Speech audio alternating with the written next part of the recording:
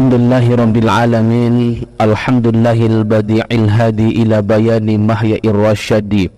Amadda ababan nuha wa rasama samsal bayani fi suduril ulama. Amma ba'du. Asyhadu an la ilaha illallah wahdahu la syarikalah. Wa asyhadu anna Muhammadan abduhu wa rasuluhu la nabiyya ba'dah. Allahumma salli wa sallim ala Sayyidina Muhammad wa ala alihi Sayyidina Muhammad wa ala ashabihi rasulillahi ajma'in. Fayal hadirin, ya ayyuhalladzina amanu taqullaha haqqa tuqatih wa la tamutunna illa wa antum muslimun. Faqala Allah fil Qur'anil Karim, a'udzu billahi minasyaitonir rajim. Bismillahirrahmanirrahim.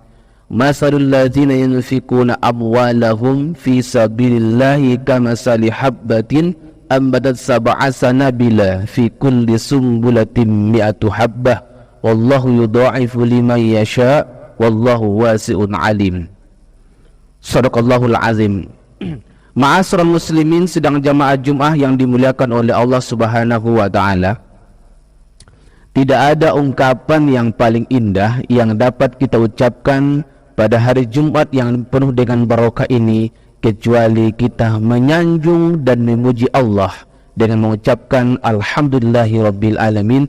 Segala puji bagi Allah, Tuhan semesta alam. Yang kedua, bersalat kita kepada Rasulullah sallallahu alaihi wasallam dengan doa Allahumma salli wa sallim ala Sayyidina Muhammad wa ala alihi Sayyidina Muhammad. Ma'asyiral muslimin, sedang jamaah Jumat yang dimuliakan oleh Allah Subhanahu wa taala, mengisi hulu memberikan judul khutbah kita pada hari Jumat ini yang berjudul tentang wakaf dan pemberdayaan ekonomi umat. Ma'asyiral muslimin, sedang jamaah Jumat yang dimuliakan oleh Allah Subhanahu wa taala, ketika Rasulullah sallallahu alaihi wasallam hijrah dari Makkah ke Madinah, maka yang pertama kali yang dibangun oleh Rasulullah sallallahu alaihi wasallam adalah bukan rumah pribadi Nabi, akan tetapi yang dibangun oleh Rasulullah sallallahu alaihi wasallam adalah masjid. Dari masjid inilah salah satu wakaf yang diberikan oleh Rasulullah sallallahu alaihi wasallam yang didirikan oleh Nabi. Lalu wakaf ini untuk siapa? Maka wakaf ini yang dibangun oleh Rasulullah sallallahu alaihi wasallam adalah untuk umat. Ma'asyiral muslimin, sedang jamaah Jumat yang dimuliakan oleh Allah Subhanahu wa taala. Lalu muncul pertanyaan di benak pikiran kita, Pak Ustadz, bagaimana caranya wakaf umat ini, wakaf umat atau wakaf diberikan umat ini supaya dia bisa menghasilkan nilai ekonomis, atau wakaf yang diberikan umat ini bisa untuk mensejahterakan masyarakat. Ma'asyiral muslimin, sedang jamaah Jumat yang dimuliakan oleh Allah Subhanahu wa taala. Mungkin kita bisa memberikan salah satu contoh, saya umpamakan hari ini. Hari ini kita berada di Masjid Al-Hidayah yang sudah megah menurut kita. Lalu pertanyaannya, bagaimana kira-kira Masjid Al-Hidayah ini, ataukah mungkin pengurus-pengurus masjid ini, ataukah mungkin masyarakat-masyarakat yang ada di RW kita ini, ataukah mungkin stakeholder yang ada di sekitar jamaah Masjidul ini berpikir bagaimana caranya untuk membangun wakaf umat ini supaya umat ini atau masyarakat yang ada di sekitar masjid ini bisa sejahtera. Maka pengurus masjid itu bukan hanya berpikir bagaimana caranya masjid ini bisa ramai, boleh saja. Makanya ketika kita berbicara tentang manajemen masjid ini terbagi kepada dua bahagian. Ada yang disebutkan dengan manajemen fisik. Ada juga yang disebutkan dengan manajemen non fisiknya. Non fisik itulah salah satu caranya bagaimana pengurus masjid dan tokoh-tokoh masyarakat itu berpikir bagaimana caranya masjid itu bukan hanya dari segi bangunannya yang bagus, tapi bagaimana caranya untuk merekrut supaya masjid itu ramai. Itulah yang disebutkan dengan manajemen non fisiknya. Lalu kita bicara masalah fisiknya. Jadi masjid itu bukan hanya sebagai sarana untuk beribadah kepada Allah Subhanahu wa taala, tapi bagaimana caranya pengurus itu juga bisa memikirkan umat-umat yang ada di sekitarnya. Salah satu contohnya adalah alangkah baiknya masjid-masjid yang kita kelola ini bisa jadi kita mungkin mendirikan yang diistilahkan dengan BMT, Baitul Mal At-Tamwil. Lalu di situ bukan hanya sekedar BMT. BMT ini adalah tugasnya untuk menerima infak ataupun wakaf dari jamaah. Setelah itu dikelola dengan sebaik mungkin. Lalu Masjid Al-Hidayah ini mendirikan sebuah koperasi yang diistilahkan, mungkin boleh kita istilahkan dengan Al-Hidayah Mat. Al-Hidayah Mat, tapi di Al-Hidayah Mat ini adalah wakaf umat, tapi dari masjid lalu didirikan Al-Hidayah Mat ini untuk umat. Lalu setelah itu pengurus masjid menginstruksikan kepada seluruh jamaah bagaimana caranya jamaah Masjid Al-Hidayah ini mereka itu berbelanja, berbelanja di pusat perbelanjaan Masjid Al-Hidayah. Itulah yang disebutkan dengan Al-Hidayah Mat. Maka dari sini tentunya bagaimana Al-Hidayah Mat ini dari umat untuk umat, dan lalu diarahkan masyarakat kita untuk berbelanja di sini. Maka kalaulah seandainya masjid itu bukan hanya dikelola saja untuk beribadah, tapi dibuat untuk pusat pemberian ekonomi umat. Pusat untuk pemberian ekonomi umat. Bukan hanya masjid punya pusat perekonomian umat, tapi juga masjid mempunyai yang diistilahkan masjid itu bukan hanya untuk memikirkan umat, tapi masjid juga kalau bisa punya ladang perkebunan. Salah satu dalam catatan sejarah sahabat-sahabat Rasulullah sallallahu alaihi wasallam yang sudah mewakafkan kebunnya, salah satu di antaranya adalah ada sahabat Utsman menyedekahkan hartanya di Khaybar. Lalu ada Ali bin Abi Thalib mewakafkan tanahnya yang subur untuk umat. Lalu ada Mu'ad bin Jabal mewakafkan rumahnya yang populer yang diistilahkan dengan sebutan Dar Al-Ansar. Lalu Rasulullah SAW juga tak mau ketinggalan. Nabi juga mewakafkan 7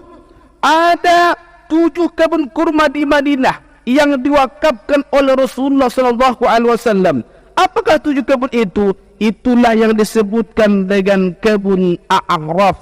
Lalu ada yang diistilahkan dengan sebutan kebun Safiyah, ada Dalal, lalu ada Barkah dan kebun-kebun lainnya. Ma'asyiral muslimin sedang jamaah Jumat yang dimuliakan oleh Allah Subhanahu wa taala. Lalu inilah teori yang disebutkan di dalam Al-Qur'an tentang masalah infak dan wakaf ini. Apa kata Al-Qur'an? Apa kata Allah dalam Al-Qur'an? Dalam Al-Qur'an, kata Allah dalam Al-Qur'an, "Matsalul ladzina yunfikuna amwalahum fi sabilillah kamatsali habbatin ambatat sab'a sanabila fi kulli sumbulatin mi'atu habbah wallahu yudha'ifu liman yasha'." kata Allah. Perumpamaan orang yang menginfakkan, orang yang mewakafkan hartanya di jalan Allah seperti satu benih yang menumbuhkan 7 bulir, maka tiap-tiap bulirnya akan menghasilkan 100 buah. Wallahu yudha'ifu liman yasha', kata Allah. Demi Allah, Allah akan mengganti harta yang kita infakkan di jalan Allah. Allah akan mengganti harta yang kita wakafkan di jalan Allah. Allah akan mengganti sedekah yang sudah kita berikan di jalan Allah. Wallahu yudha'ifu liman yasha', kata Allah. Demi Allah akan kugantikan, bahkan akan kulipat gandakan harta yang ia berikan di jalan Allah. Wallahu wasi'un alim. Demi Allah yang maha luas rezekinya. Ma'asyiral muslimin sedang jamaah Jumat yang dimuliakan oleh Allah Subhanahu wa taala. Bahkan dalam hadis yang lain, Rasulullah sallallahu alaihi wasallam bersabda, apa kata Nabi? Idza matal insan in qata amalu illa min salasin, kata Rasulullah. Apabila manusia itu meninggal, maka terputuslah seluruh amalnya illa min salasin, kecuali 3 perkara. Yang pertama kata Nabi adalah shadaqatun jariyah, sedekah yang bermanfaat. Ma'asyiral muslimin sedang jamaah Jumat yang dimuliakan oleh Allah Subhanahu wa taala. Maka kita sebagai umat Islam, kita tidak boleh ketinggalan bagaimana kita caranya memperjuangkan agama Allah ini melalui infak kita, memperjuangkan agama Allah ini melalui wakaf kita, memperjuangkan agama Allah ini melalui sedekah kita. Alhamdulillah, kita lihat hari ini Masjid Al-Hidayah yang kita tempati ini berdiri dengan megahnya. Ini membuktikan kepada kita betapa kompaknya masyarakat Al-Hidayah ini sehingga berdiri dengan masjid ini.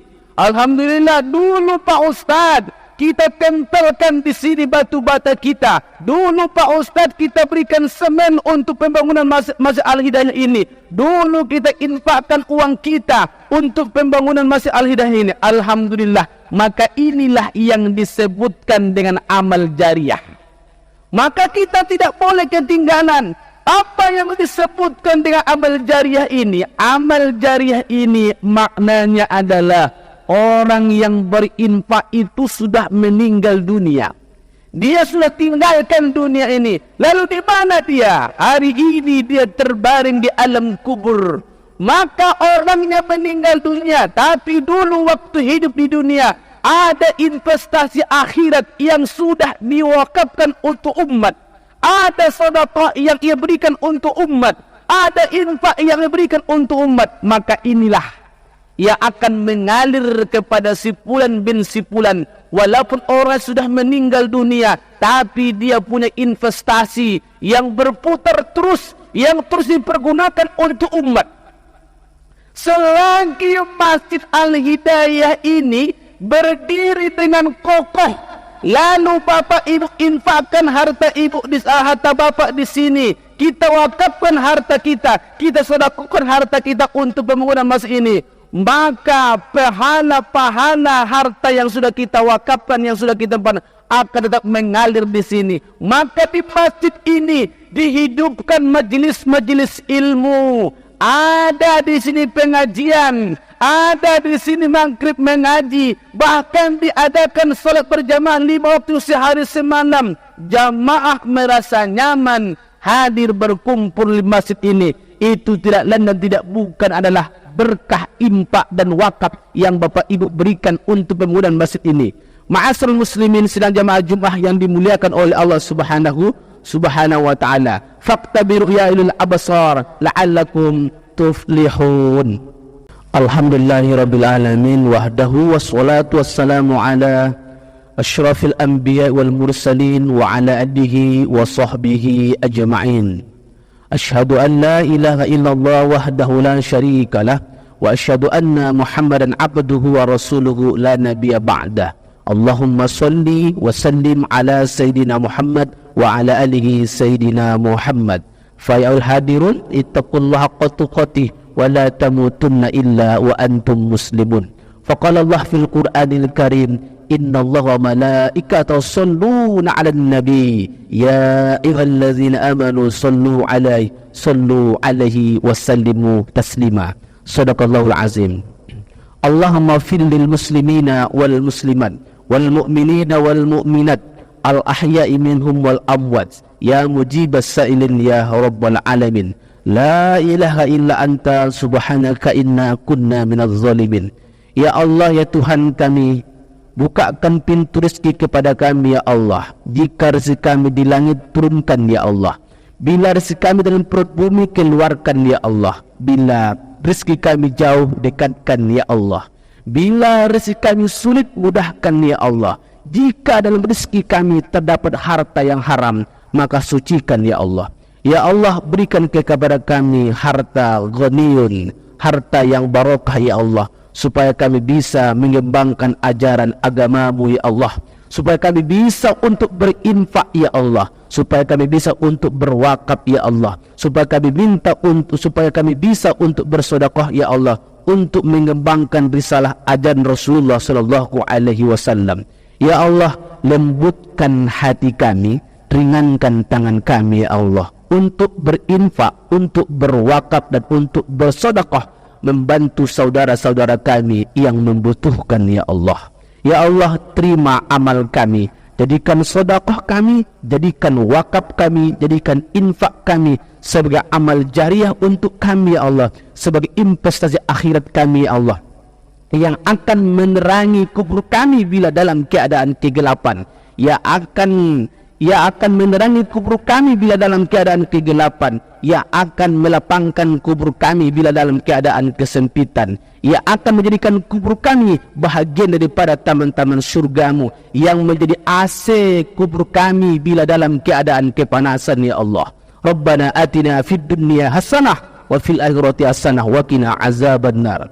Walhamdulillahi rabbil alamin. Ibadallah, innallaha ya'muru bil adli wal ihsan wa ita'i qurba wa yanha 'anil fahsya wal munkar wal baghi ya'izukum la'allakum tadhakkarun. Wa la zikrullahi akbar. Aqimus shalah.